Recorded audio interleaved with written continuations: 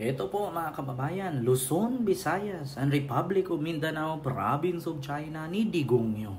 So ngayon mga kababayan, meron lang po ako ipaparating sa inyo at ibablog ngayon at itatapik ngayon patungkol nga dito sa formal ng kinasuhan ng Quad Committee or ng Congress, no? Ang grupo ni dating Pangulong Digong, Bato de la Rosa, Bongo, Garma at ilan pang mga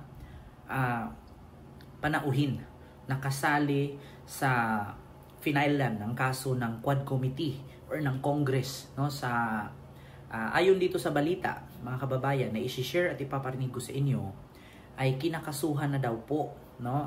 Di ko lang alam kung ano-ano ang kinakaso, ngunit ipaparinig ko lang sa inyo kung ano yung mga kinaso at para saan, kung bakit sila nakakasuhan.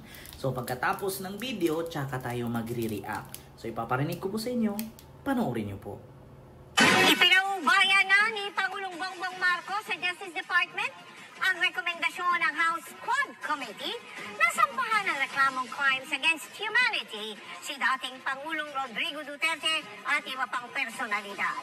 Wala pang payag si Duterte pero si Senator Bongo nagtataka sa pagkakasama sa reklamo habang si Senator Bato de la Rosa demolition job ang nakikitang motibo. Nakatutok si Salima Refran.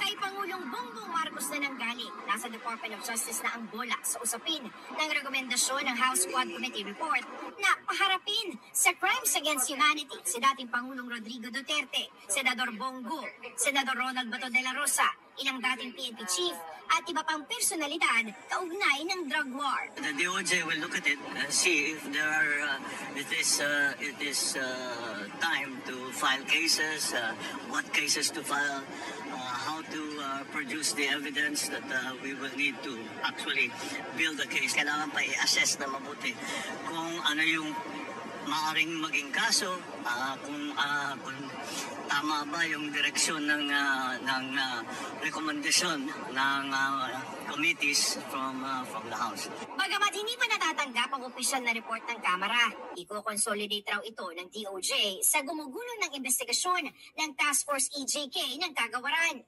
Iimbitahan din ng DOJ ang mga humarap sa Quadcom para gawing formal ang kanilang affidavit ng kanilang mga pahayag sa Kamara. At posibleng kasama na dyan si Duterte. We will look into that possibility. But as of now, there are already admissions on record made by the former president. And that is evidence that is admissible because these are all under oath and in a public proceeding. Maglilinaw ng DOJ kahit dating Pangulo pwedeng paharapin sa reklamo. Past presidents are no longer immune from suit. Only the sitting president is immune from any legal suit during his term. Kinukuha pa ng GMA Integrated News ang panig ni dating Pangulong Duterte. Pero si Senador Go, na naging Special Assistant to the President, pinauumpayan na lang sa korte ang reklamo laban sa kanya. Nagtataka raw si Go na tila lahat ng nabanggit sa mga hearing, kahit na raw hearsay at walang katibayan, idinamay ng Quadcom sa reklamo. Si De La Rosa, na naging unang PNP chief ni Duterte, sinabing inasahan na raw niya ito at haharapin na lang ang reklamo kapag inihain na sa DOJ.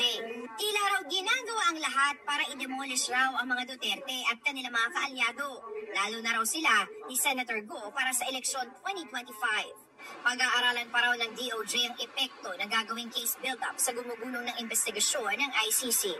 Sinisigap din ng GMA Integrated News sa makuhang pahayag ng iba pang inirekomendang kasuhan ng House Quad Committee. Para sa GMA Integrated News, Salima Refran, nakatutok, 24 oras. So ayun po mga kababayan.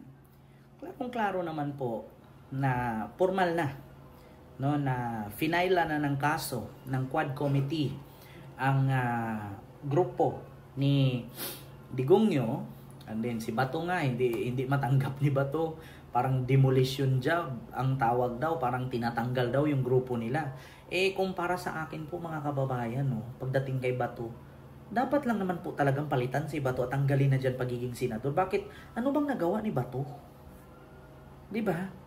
Hindi ako basher ni Bato, pero nagtanong lang, ano po bang nagawa niya bilang senador?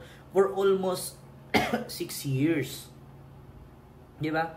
For almost 6 years, ano bang nagawa ni Bato bilang senador? Kasi ni isang batas, wala naman akong narinig na gumawa siya ng batas.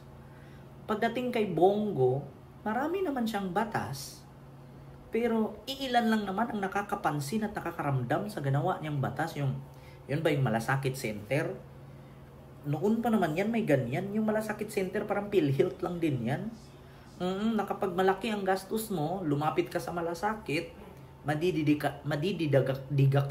didakan yung bayarin mo. So, anong silbi ng PhilHealth?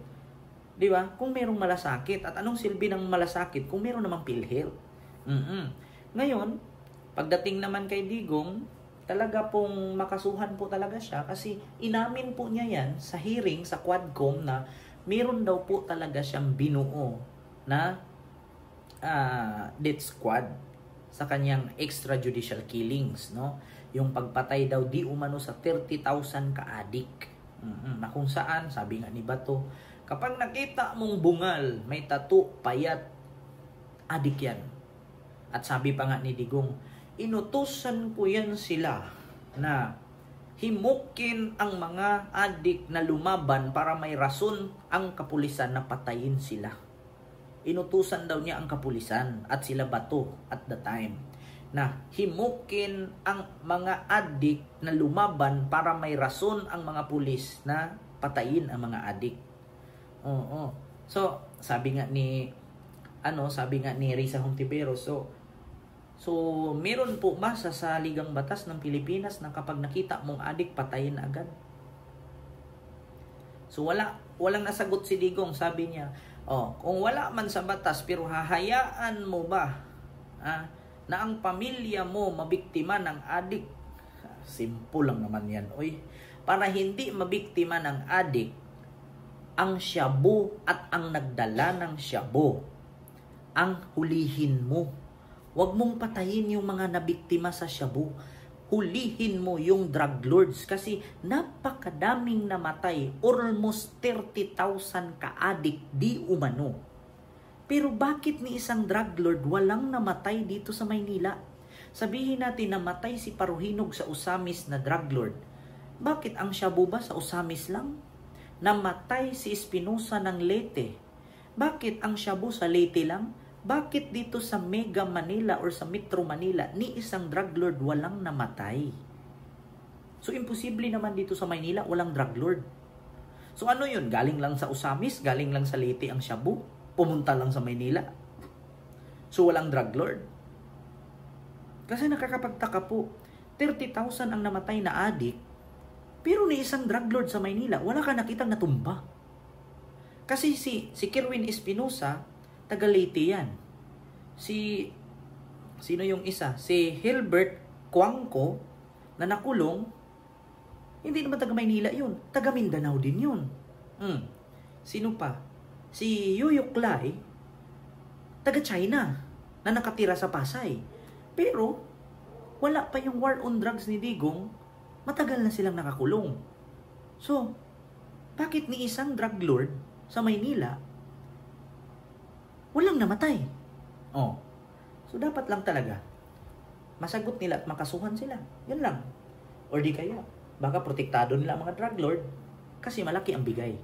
Kaya, pag malaki ang bigay, buhay. Pag wala kang bigay, patay. Ganun lang naman eh. Diba mga kababayan? So yun po, rinig nyo naman po, hindi po tayo nagpi-fake news.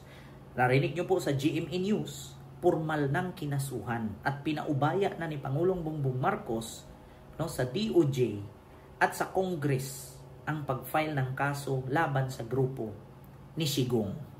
So yun lang, maraming salamat and see you next vlog. God first. Thank you.